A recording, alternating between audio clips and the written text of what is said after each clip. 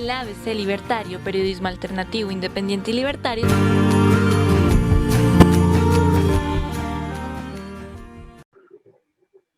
Bueno, le damos la bienvenida a la doctora Magdalena Bautista, que ella es especialista, abogada en propiedad horizontal. Y le decimos muy buenas noches, bienvenida al ABC Libertario. Y bueno, háblenos, ¿qué es la ley de propiedad horizontal? Es la ley 675. Buenas noches, Carlos. Un placer nuevamente estar eh, como invitada tuya a este importante canal. Bueno, la Bueno, propiedad horizontal como tal, en la propiedad horizontal confluye la propiedad privada y la propiedad común, con el fin de sí. garantizar la seguridad de la convivencia pacífica en los inmuebles sometidos a ella como función social de la propiedad. La propiedad horizontal nace cuando existe una construcción que se somete a este régimen mediante un reglamento de propiedad horizontal. El reglamento de propiedad horizontal es sometido a escritura pública y de ahí nace una personalidad jurídica que es la que le da vida al nacimiento de esta propiedad como tal y lo convierte en un híbrido de derechos y obligaciones. Las personas que están sometidas al régimen de propiedad horizontal tienen que están sometidos a derechos y también a obligaciones. ¿Cuáles son esos Esa es una... derechos y esas obligaciones de los propietarios? Sí, claro, de los propietarios o de los habitantes, Sí, de los porque habitantes. sí, Sí. sí, especial cuidado en el tema de arrendatarios o de personas tenedoras de estos bienes que están sometidos a propiedad horizontal, porque pues los cubre, independientemente de que Sí, sea dueño o no, le cubren unos derechos, pero también grandes obligaciones. ahí, por ejemplo, ¿cuáles son esas grandes obligaciones a que se refiere la ley de propiedad horizontal? Bueno, las obligaciones, primero que todo está sometida al régimen de propiedad horizontal. Este régimen de propiedad horizontal tiene unas situaciones específicas que tienen que ver con la convivencia pacífica, el respeto por los demás. En Colombia, la propiedad horizontal está también regida, aparte de la ley 675, es también pues, por el Código Civil, en situaciones de orden civil en cuanto a cumplimiento de expensas y a cumplimiento de, de todo lo que tenga que ver con contratos. En el aspecto de convivencia, por el Código Nacional de Convivencia y de Policía, también tienen unas obligaciones, como es el cumplimiento en cuanto al respeto con su vecino, el trato amable y deferente, el especial cuidado con las mascotas, que son uno de los grandes ítems que se nos presenta en la propiedad horizontal, donde confluye mucha problemática y que conlleva a tener problemas de convivencia. El pago de las expensas comunes, el respeto por el uso de estos espacios comunes dentro de la copropiedad, el uso adecuado de los parqueaderos, el uso adecuado del ascensor. Estos son una serie de obligaciones. Los derechos, pues, es tener esta propiedad horizontal y sus áreas comunes también como propias,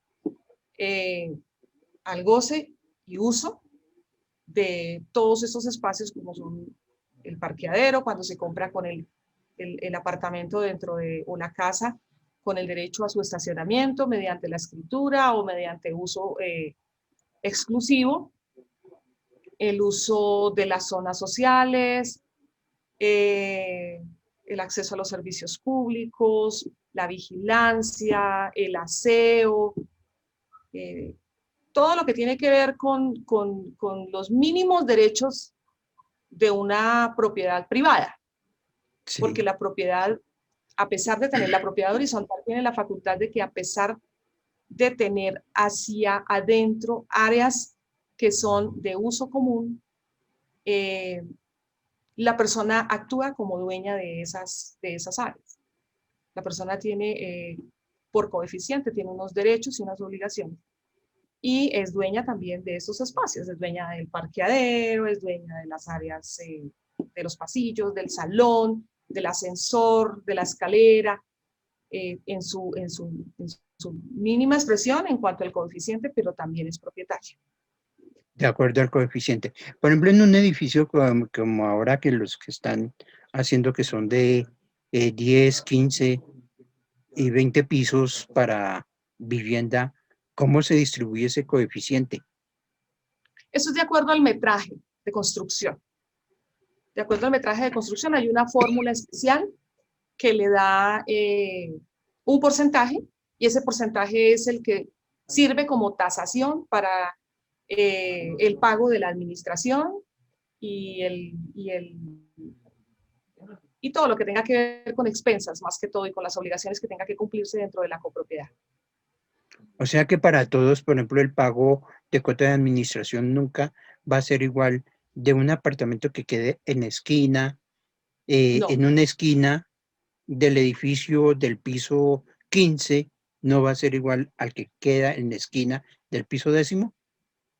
no es igual porque en la mayoría de los apartamentos, de la distribución de apartamentos, los conjuntos residenciales tienen diferentes tipos de apartamentos. Hay el tipo Sí, A, tipo B, tipo C. Hay algunos que tienen el balcón, otros que tienen terraza, otros que tienen una habitación, dos habitaciones. Entonces, precisamente por eso se debe tasar sobre el metro construido, sobre para el que metro. sea mucho más equitativo. Y obviamente con el parqueadero, ¿no? El parqueadero también es parte de esa distribución. Cuando es un parqueadero, estamos hablando de vivienda no bis, no interés social, que es cuando se tiene un parqueadero privado y un depósito. Cuando es vivienda bis, estos parqueaderos no entran porque los parqueaderos son de uso común y entran únicamente por Ahí, sorteo. ahí quiero que me explique bien esa parte. Por ejemplo, yo compro un apartamento eh, no, no bis, sino ya ahí el uso del parqueadero, ¿ese parqueadero me corresponde a mí o me toca comprarlo a la inmobiliaria que lo vende? Depende del tipo de proyecto. Existen unos proyectos que, si bien no son bis, no tienen parqueadero. Sí, Esto se lo debe explicar el vendedor, la constructora, en el momento que hace la negociación con ese comprador. El comprador sabe o debe tener claridad en qué es lo que compra. Si compra una casa o compra un apartamento con o sin parqueadero. Este parqueadero tiene dos connotaciones o dos usos específicos, dos elementos especiales que son el parqueadero que es de orden privado, es un parqueadero que le entregan a uno con una escritura pública e independiente del apartamento o de la casa. Y hay unos parqueaderos que son comunes de uso exclusivo. El parqueadero común de uso exclusivo no es exactamente del propietario. El propietario lo que compra es un apartamento con un derecho a estacionamiento. Generalmente, cuando uno compra la casa o el apartamento, cuando es de uso exclusivo, que es área común de uso exclusivo, le dicen a usted, su apartamento es el fulano de tal, con el parqueadero fulano de tal. Pero la constructora tiene la potestad de cambiarlo porque es un uso exclusivo. O sea, no es que yo compré el apartamento específicamente con ese parqueadero como cuando es con la escritura. Que la escritura sí me dice el apartamento 1315 y el parqueadero 1820, porque sí, tiene una escritura. Entonces, ese parqueadero es de mi propiedad, lo puedo arrendar a extraños, lo puedo arreglar en el aspecto del piso, le puedo colocar una rayita, le puedo hacer cositas, obviamente, que no violenten el reglamento de propiedad horizontal, pero sí puedo realizar acciones jurídicas sobre ese bien. El parqueadero de uso exclusivo, no, porque pertenece a la copropiedad y está sujeto a la administración de alguna manera. Cuando yo tengo un parqueadero de área como uso exclusivo, la administración tiene la obligación de hacerle el mantenimiento. ¿Qué quiere decir esto? Delineación, si hay daños en la calzada, si hay levantamiento de los topes, si hay daños en las paredes aledañas. Todo este tipo de arreglos lo debe hacer la administración que pertenece a la copropiedad y por ende es la administración la que tiene la obligación de hacer su mantenimiento. Cuando es privado, no. Ahora, en el caso de la vivienda de interés social, cuando yo compro una casa con vivienda de interés social, siempre me dicen, ¿casa tiene? Yo pregunto, ¿tiene parqueadero? Sí, señora, me contesta, sí, parqueadero, pero es 3-1. Sí, Entonces uno se pregunta, ¿qué es 3-1 o qué es 1-1? Eso quiere decir que por cada 3 unidades habitacionales hay un derecho a un parqueadero. Entonces, para evitar los inconvenientes con la comunidad misma de la que es un sorteo. Entonces se hace la relación entre cuántos parqueaderos hay disponibles y cuántas unidades hay necesitando ese parqueadero. Se hace una suma, una resta y una división y se hace el sorteo para que cada uno tenga un derecho durante un tiempo dentro de esa unidad residencial a estacionar su vehículo. Esas son más o menos las diferentes a grandes rasgos. o sea o sea, por ejemplo, en un parqueadero privado donde entra a jugar la copropiedad, se entra a pagar una cuota de administración fuera del apartamento o la casa.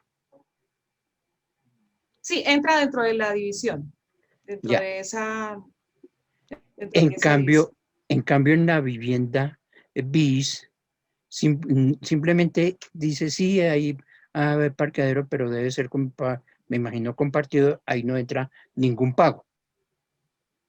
Ya eso Sí, es, y también hay una cosa que de pronto olvidé sí, mencionar y es que cada copropiedad tiene la obligación normativamente de establecer unos estacionamientos para visitantes y unos estacionamientos para personas con capacidad reducida o en estado o condición de discapacidad.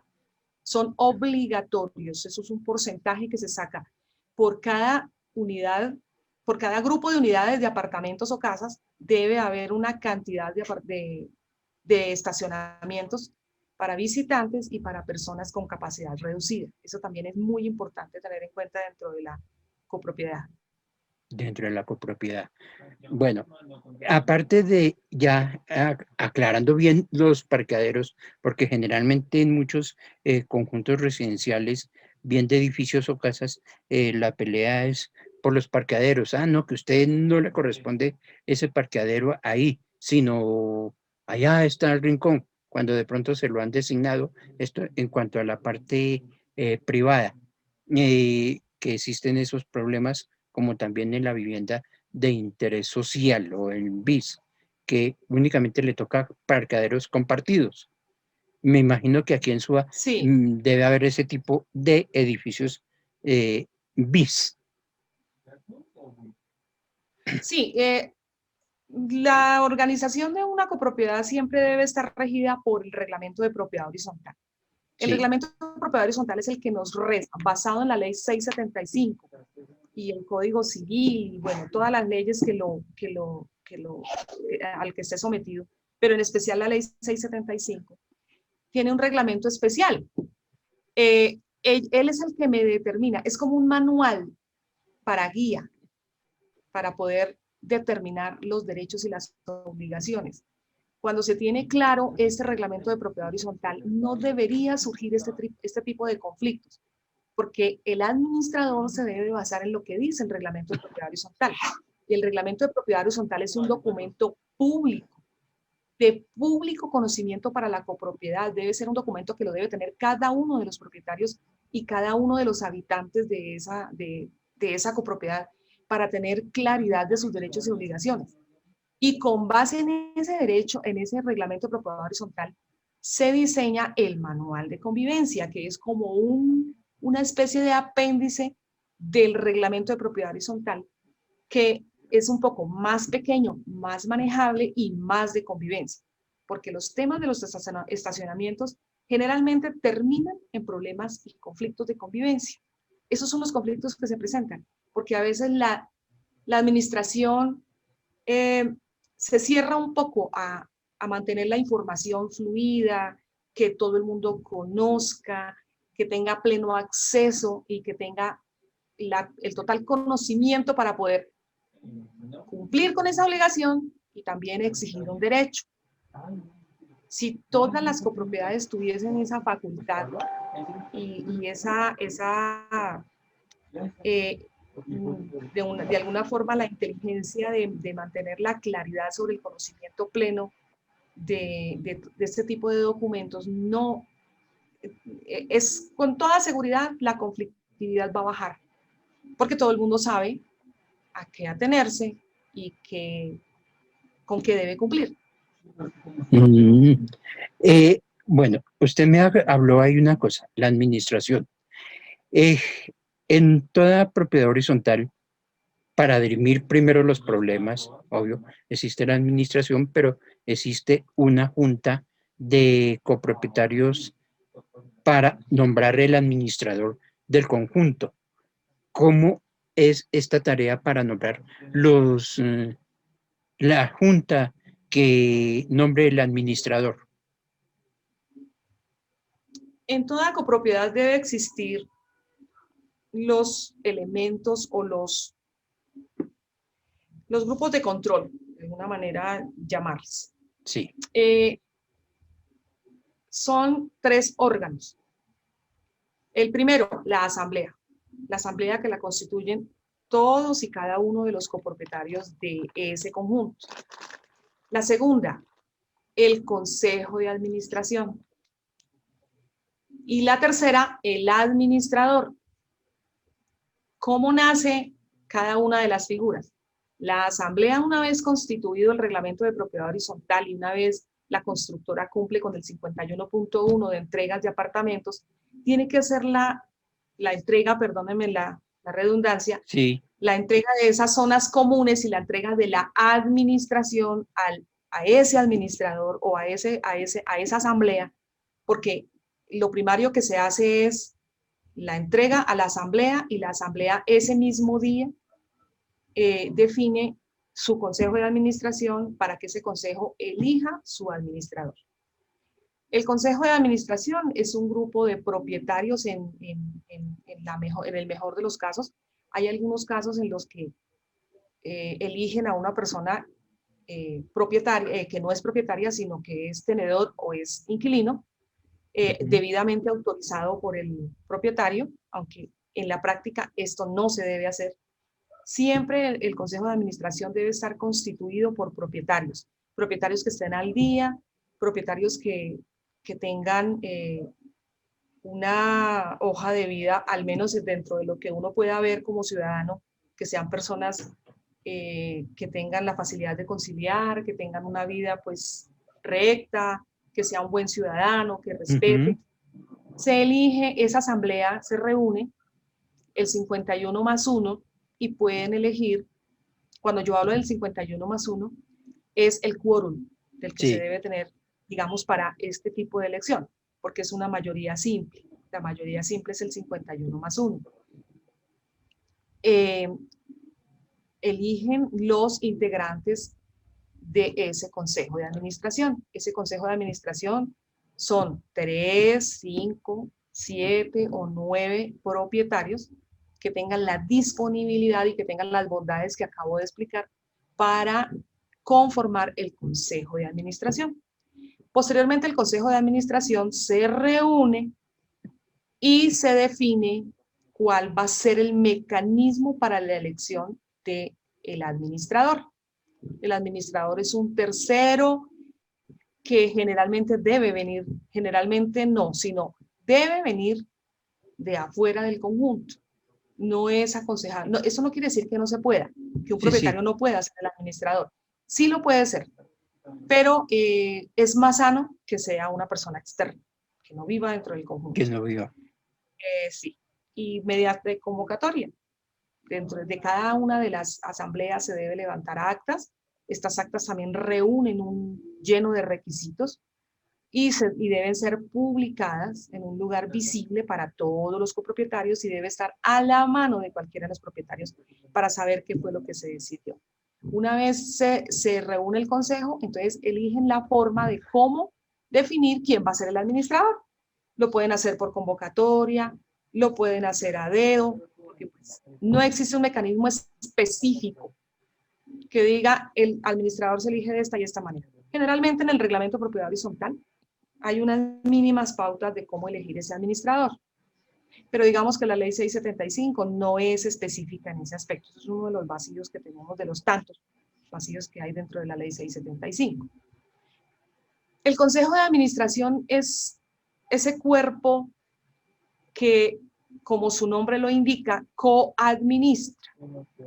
¿Qué quiere decir? Que ayuda a tomar las decisiones en cuanto a dineros más que todo se refiere. Elegir, por ejemplo, estar pendiente de la elección de la empresa de seguridad, de la empresa de aseo, del todero, del jardinero, de este tipo de contrataciones estar pendiente, pero la contratación la firma el administrador porque para eso fue nombrado, pero supervisado y auspiciado por el Consejo de Administración. Estos son temas bastante gruesos que pues me da pena tocarlos así tan No, someramente porque son temas muy profundos, son temas que requieren un análisis bastante sí, porque consciente y profundo. este tema de pronto, por ejemplo, para que la gente que nos está viendo o escuchando vayan entendiendo, lo vamos a tocar en los próximos programas de propiedad horizontal, ¿no? Porque de pronto aquí vamos a dejar bien en paréntesis, ¿no? Para tocarlo en el próximo programa, que cómo es la elección del consejo de, de administración y ellos cada cuánto se deben reunir, ¿no? Aquí vamos, Ajá, es prácticamente la introducción a esa propiedad horizontal, ¿no? Aquí ya usted esbozó buena cantidad de cosas, ¿no? Y esta parte del Consejo de Administración es lo que después vamos a abordar como primera, diría yo, primera parte del segundo programa. Pasando a otro sí, tema, ¿no? Dentro de la propiedad horizontal y después de esta excelente explicación de la elección del Consejo de Administración, generalmente en los conjuntos nuevos hay gente que desconoce estas leyes. ¿Cómo se puede educar a los nuevos propietarios? Y más aún, cuando han estado acostumbrados a vivir en sus casas, inclusive en casas antiguas, grandes, que nadie los molestaba, ahora se ven como reducidos a vivir en un apartamento o dentro de un conjunto residencial. ¿Cómo se deben educar o reeducar? bueno, yo soy de las que piensa que cuando una persona va a tener un cambio de vida, debe ser un poco inquieta en lo que le puede representar ese cambio de vida. Y si la persona viene acostumbrada a un ritmo diferente, con mayor razón debería investigar un poco eh, para poder tener un poco más de certeza y evitar ese choque, esos conflictos que se pueden ir presentando. En esto, la cultura juega un papel muy importante.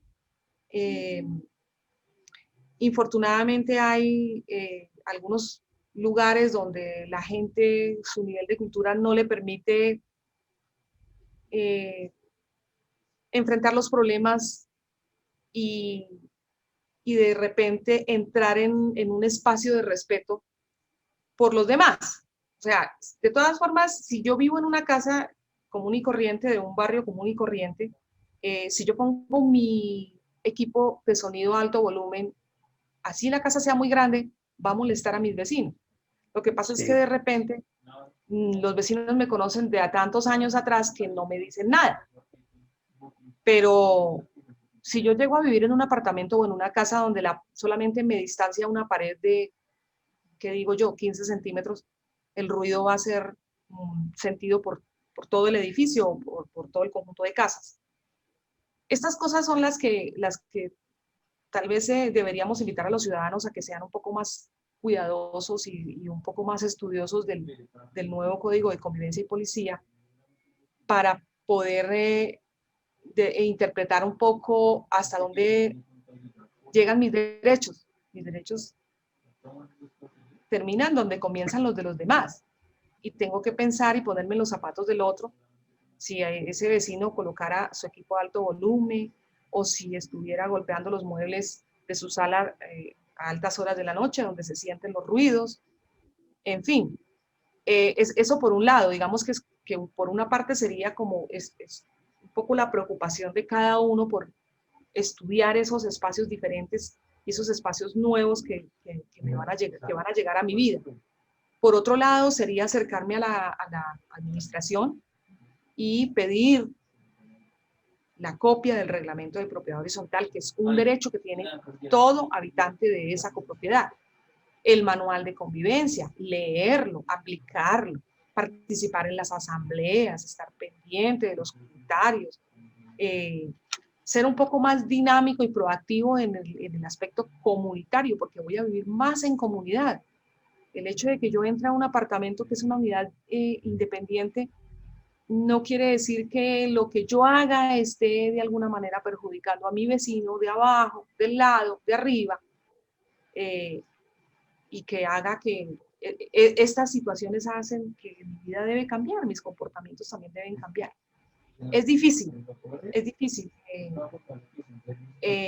para personas que han vivido en un tipo de vivienda diferente y llegan a una copropiedad, dependiendo también las bondades de la construcción y lo grande que sea y el tipo de pared, el tipo de construcción, el tema de los ruidos y el tema de los movimientos, de lavar, por ejemplo, tarde, de que me dejan hacer el aseo después de las 10 de la noche, en fin, ciertos movimientos a veces que uno los hace involuntarios o que los hacían en su otra casa, cuando llego yo a una copropiedad van a molestar desde la olla express en adelante, que pite muy duro, a altas horas de la noche está molestando a mis vecinas, las molesta. Y yo debo ser consciente de eso y debo cambiar. Debo pensar en que debo cambiar esos comportamientos. Hay que cambiar esos comportamientos cuando se cambia ya de un estilo de vida. Las nuevas generaciones me imagino que son las que menos se encuentran en este problema o si tienen el mismo problema que las generaciones anteriores cuando cambian de su estilo de vida. No tengo conocimiento de estudios certeros y reales de qué tipo de población habita las copropiedades, pero lo que uno ve dentro del ámbito donde yo me he movido, observo que los habitantes de propiedad horizontal son personas adultos, pero no adultos mayores, sino adultos. Sí, sí. Personas de no tanta edad. Hay uno que otro conjunto residencial característico donde vive bastante persona de tercera edad, pero son realmente pocos. Creo yo, me atrevería a decir que hay más personas adultas y jóvenes adultos que personas de tercera edad conviviendo en las copropiedades. Precisamente porque la persona de tercera edad es muy tendiente a su libertad y a estar de pronto un poco más en contacto con la calle, con salir, con no estar encerrado, ni estar un poco ni limitado en su bien propio. En esta pandemia, ¿no?, que estamos viviendo, y más aún en los últimos 11, 12 meses de tanto encierro, ¿qué tanto ha cambiado el comportamiento de los habitantes de una propiedad horizontal? Ya sabemos que en los barrios todavía persiste la violencia y aún más el incremento de robos cerca a las casas y todo, pero en cuanto a la parte de la propiedad horizontal, ¿qué tanto ha cambiado las conductas de los habitantes? Muchísimo. La pandemia, dentro de todos los saldos un poco negativos que nos ha dejado, es precisamente la convivencia. Y peor en la propiedad horizontal, porque lo que hablaba anteriormente, los espacios son Sí, más reducidos, los movimientos deben ser más controlados, hay que controlar más a los niños están en casa todo el día, y realmente se convirtió en el colegio en casa, la universidad en casa, el trabajo en casa. Entonces estamos todos en casa todo el tiempo, de pronto estableciendo roces, choques, eh, en un estado también de aburrimiento, de cansancio. Eh, y esto ha hecho que la convivencia se convierta en algo más complicado, empezando por la situación intrafamiliar, por la violencia intrafamiliar, por esa situación que se da dentro del núcleo. Y peor aún, cuando sale de esas cuatro paredes y ya rebosa su propiedad y empieza a tocar la del vecino. Eso ha aumentado muchísimo la conflictividad.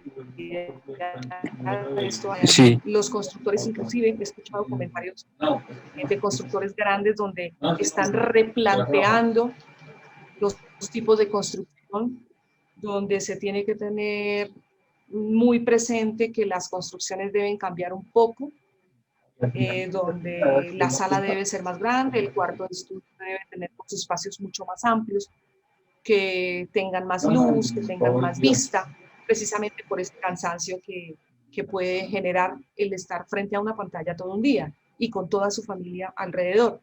Y digamos que de pronto llegando a un punto en el que parte de lo que la pandemia nos dejó es el tomar conciencia de que se puede trabajar desde otros ámbitos, de que nosotros podemos desarrollar nuestras actividades laborales desde otros ámbitos, desde otro lugar, no solamente yendo a la empresa, no solamente yendo a la oficina, sino que lo podemos desarrollar desde la finca, desde el parque y desde la sala de nuestra casa. Entonces, creo yo, y me atrevería también a afirmarlo, que las empresas van a contemplar de gran manera el teletrabajo.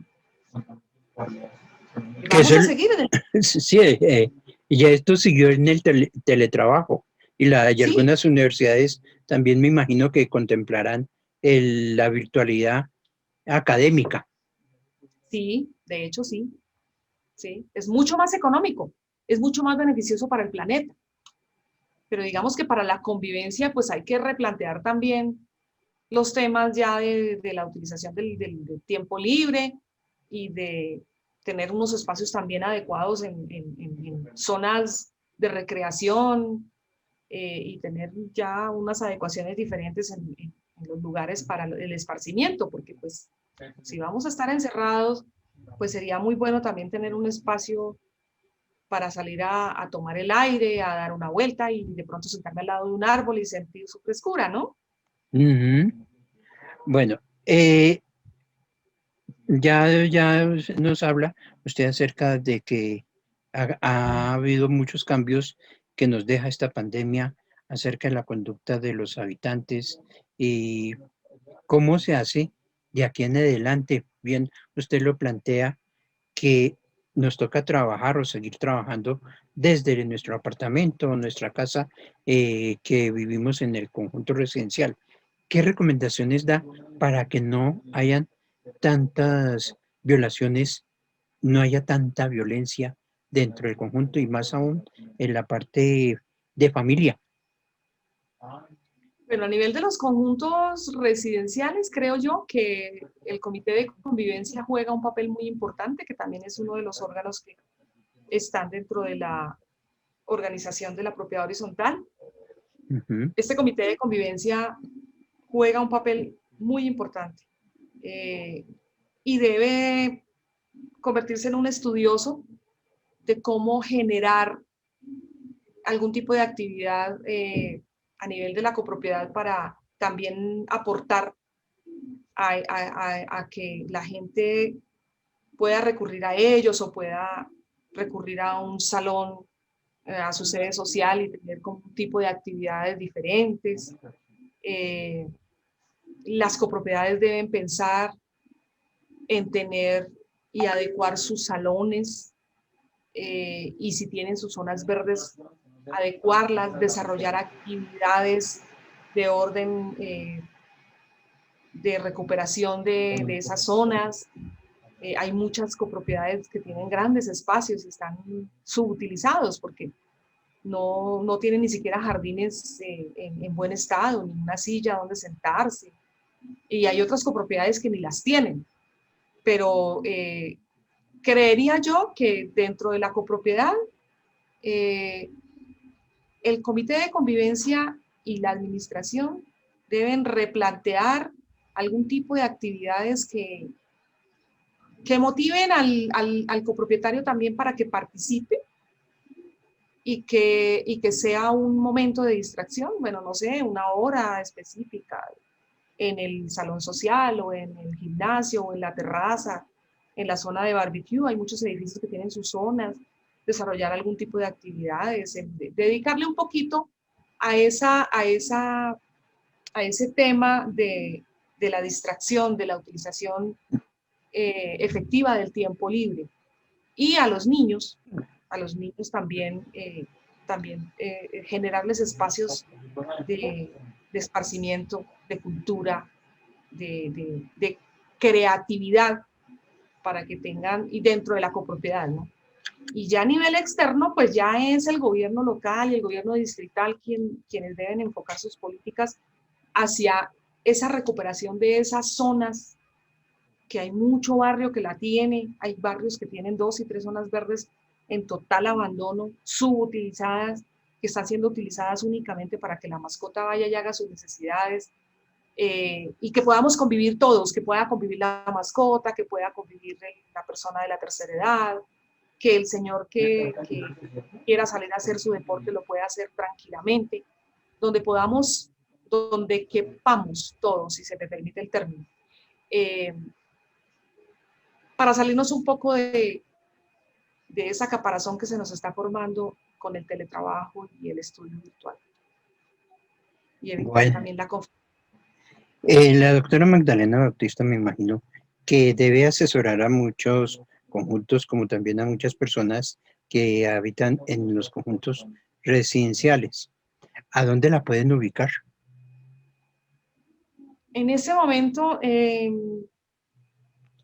sería en mi teléfono. La verdad, en este momento estoy dedicada a otras cosas, estoy estudiando, estoy haciendo otras cosas, pero igual, si existe alguna copropiedad que quiera alguna charla sobre algún tema específico, sobre inclusive conflictividad, sobre resolución de conflictos, sobre violencia intrafamiliar, otro tipo de situaciones que si bien no son directamente conectados con propiedad horizontal, sí tienen que ver con la convivencia. Me pueden ubicar en el 313-419-6902.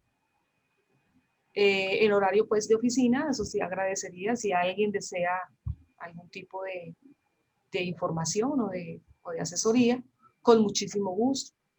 En propiedad horizontal también lo que se ofrezca, pues con muchísimo gusto dentro de mis conocimientos, en lo que podamos colaborar, con muchísimo gusto, en lo que podamos asesorar también, y pues estamos disponibles. Bueno, doctora Magdalena Bautista, este es el primer programa donde comenzamos este 2021 hablar de propiedad horizontal. Ya sabemos que no podemos salir de nuestras casas porque el virus, queramos o no queramos, existe y es contagioso y mortal, más que todo para aquellas personas que las pueden coger débiles. Pues ya sabemos a dónde poderla ubicar a la doctora Magdalena Bautista en caso tal, a su celular 313-419-6902. Y pues, doctora Magdalena, Muchas gracias por haber aceptado la invitación y de aquí en adelante cada 8 días para explicarle a nuestros oyentes y televidentes del ABC Libertario sobre propiedad horizontal. De hoy en 8, pues, hablaremos sobre el Consejo de Administración. Perfecto, Carlitos, muchísimas gracias. Un saludo a los oyentes y a quienes nos estén viendo en este momento y los que posteriormente nos vean. Una invitación muy especial y es a mantener los protocolos de bioseguridad. No nos confiemos con la vacunación, porque la vacunación, pues si bien es una solución que es de lento resultado, y tener conciencia de que el virus existe y que causa la muerte a algunas personas. Habrán algunos que no, pero ya muchos se nos fueron. Sí, señora. Entonces, es cuestión de responsabilidad de cada uno también. Muchísimas gracias, Carlitos, y nos veremos en la próxima. Sí, ya Un para el saludo a próximo. todos. Igualmente, lo mismo, doctora Magdalena Bautista, y gracias por haber aceptado esta invitación. El próximo A usted. miércoles a las 7 de la noche y con otro tema de propiedad horizontal. Entonces será el Consejo de Administración y todos sus viricuetos. Perfecto, muchas gracias. Hasta luego, doctora Magdalena. Adiós. Adiós.